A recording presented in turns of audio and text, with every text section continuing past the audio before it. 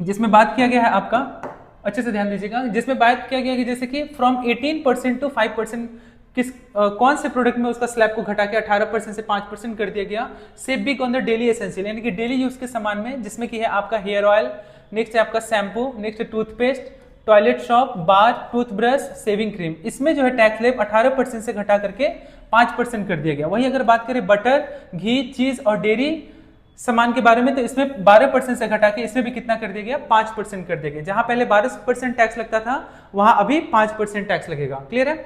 Next आपका pre package namkeens हो गया, भुजिया हो गया, मिक्सचर्स हो गया, इसमें भी आपका 12% से घटा करके 5% कर दिया गया। नेक्स्ट आपका यूटेंसिल्स, जो बर्तन है, उसमें भी टैक्स स्लैब जो है 12% से घटा के 5% कर दिया गया है। नेक्स्ट आपका feeding bottles, napkins for babies and the clinical diapers, इसमें भी 12% से घटा करके 5% स्लैब को कर दिया गया है।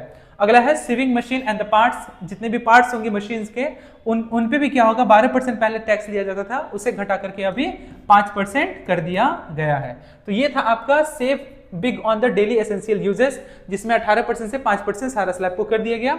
नेक्स्ट है आपका relief in health care sector. Health care sector में अगर हम बात करें, individual health and the life insurance में पहले 18% जीएसटी लगता था, लेकिन अभी वहीं पे कितना लगेगा, नील, यानी कि वहां पे भी एक भी रुपया नहीं पे करना पड़ेगा। अगला है आपका थर्मामीटर में पहले 18% जीएसटी लगता था, वहां पे अभी 5% लगेगा। अगला है मेडिकल ग्रेड ऑक्सीजन में 12% लगता था, वही अभी 5% लगेगा। अगला है all diagnostic kits and the reagents में 12% से घटा करके उसे 5% कर दिया गया।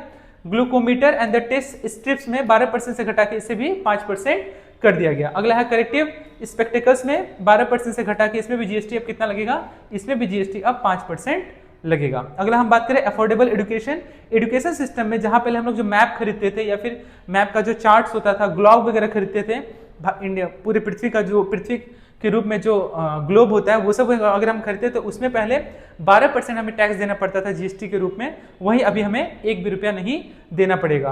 पेंसिल, शार्पनर, क्रेयॉन्स और पेस्टल्स, इस सब में इसमें भी 12% लगता था, इसमें भी हमें किसी प्रकार का कोई टैक्स नहीं देना पड़ेगा।